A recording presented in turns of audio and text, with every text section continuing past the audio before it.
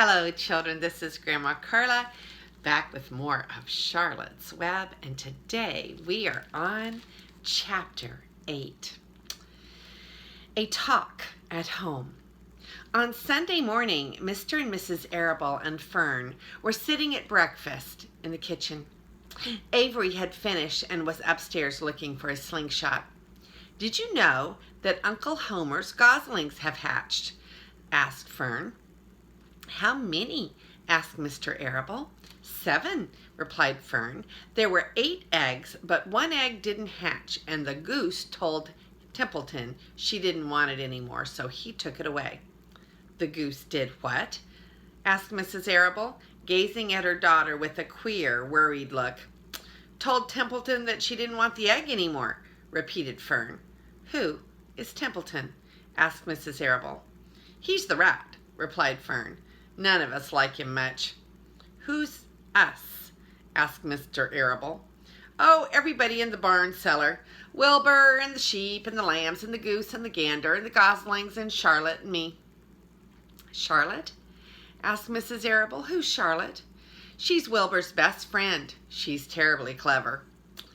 "What does she look like?" asked Mrs. Arable. "Well, said Fern thoughtfully. "She has 8 legs. All spiders do, I guess." "Charlotte is a spider?" asked Fern's mother. Fern nodded. "A big gray one.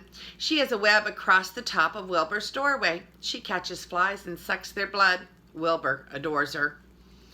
"Does he really?" said Mrs. Arable, rather vaguely. She was staring at Fern with a worried expression on her face. "Oh, yes, Wilbur adores Charlotte," said Fern. "Do you know what Charlotte said when the goslings hatched?" "I haven't the faintest idea," said Mr. Arable. "Tell us." "Well, when the first gosling stuck its little head out from under the goose, I was sitting on my stool in the corner and Charlotte was on her web. She made a speech. She said, 'I am sure that every one of us here in the barn cellar will be gratified to learn that after 4 weeks of unremitting effort and patience on the part of the goose, she now has something to show for it.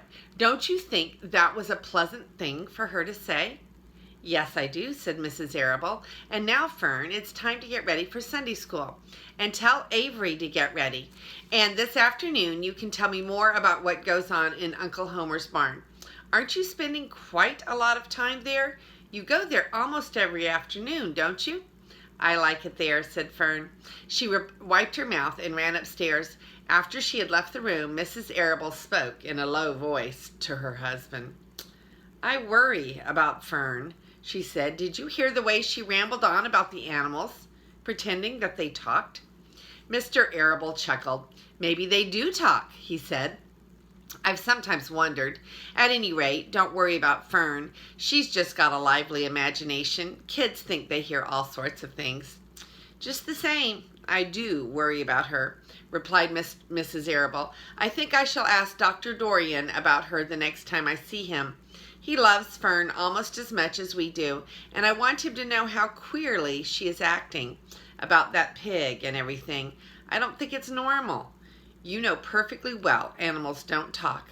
Mr. Arable grinned. "Maybe our ears aren't as sharp as Fern's," he said. That is the end of chapter 8, and this is Grandma Carla, and I love you.